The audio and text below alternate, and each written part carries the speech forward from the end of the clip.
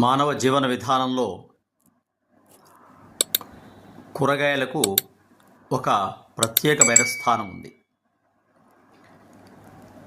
ఈ ప్రకృతి సిద్ధంగా మనకు లభించే కూరగాయల్లో రకరకాల కూరగాయలు ఉన్నాయి.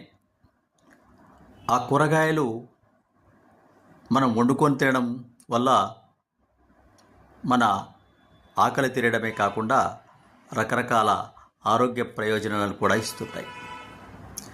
ప్రకృతి చికిత్సా విధానంలో ఈ కూరగాయలను రసాలు తీసుకోవడం కానీ, సలాడ్స్గా తినడం కానీ, మిగతా అనేక రకాలుగా వాడుకోవడం వల్ల మనకు ఉన్నటువంటి జబ్బులు తగ్గడానికి అవకాశం ఉంది.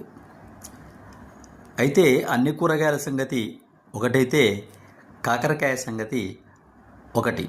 కాకరకాయ పేరు చెప్పగానే చాలామంది ఉలిక్కి పడతారు.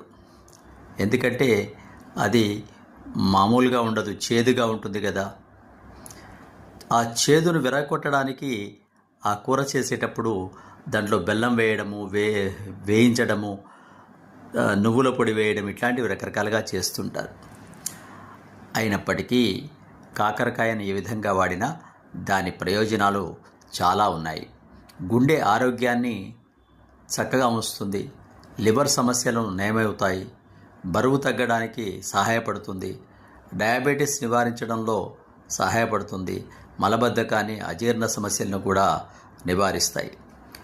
మనం తాగగలిగితే చక్కగా కాకరకాయ జ్యూస్ చేసుకోవడం కానీ, లేదంటే కాకరకాయలను స్టీమ్ చేసి వాటిపై మిరియాల పొడి మొదలైన వేసుకొని తినడం కానీ చేసినట్లయితే కాకరకాయ మనకు ఎంతో ఆరోగ్య ప్రయోజనాలను చేకూరుస్తుంది. షడ్రుచులతో భోజనం చేయాలంటారు కాబట్టి షడ్రుచులలో చేదు కూడా ఒకటే.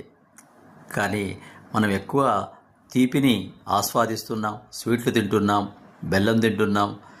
ఈ స్వీట్స్ వీటి వల్ల మనకు అనారోగ్య ప్రయోజనాలు ఎక్కువగా కలుగుతుంటాయి. కాబట్టి కనీసం వారానికి ఒక్కరోజైనా కాకరకాయను ఏ రూపంలోనైనా తీసుకునే ప్రయత్నం చేయాలి.